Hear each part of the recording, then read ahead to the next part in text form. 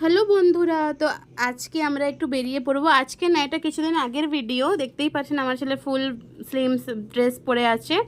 তো ওই সময় একটু ঠান্ডা ঠান্ডা ছিল, মানে মার্চ মাসের এটা ভিডিও। তো আমাদের এখানে বেশ ভালোই ঠান্ডা ছিল এবার মার্চ মাস অবধি।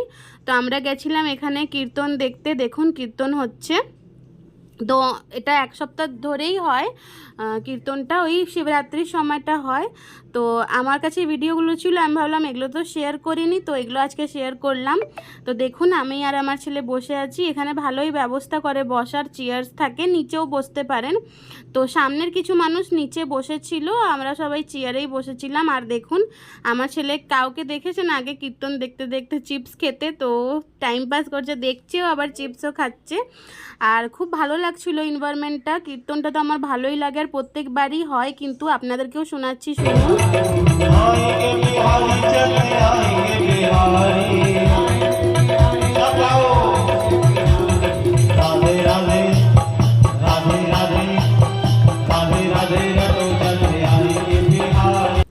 তারপরে ওখান থেকে ফিরে গেলাম ঘরে। কিছুক্ষণ কীর্তন দেখার পরেই ফিরে গেলাম ঘরের দিকে। তো দেখছি চার্চটাকেও কি সুন্দর সাজিয়েছে। দেখুন কিছু একটা ফেস্টিভ্যাল ছিল যার জন্য চার্চটাকেও সাজিয়েছে। আর আমাদের পুরো মানে ঘরের আশেপাশের পুরো জায়গাগুলো সাজানো ছিল। খুবই ভালো লাগছিলো রাস্তাটার মধ্যেও।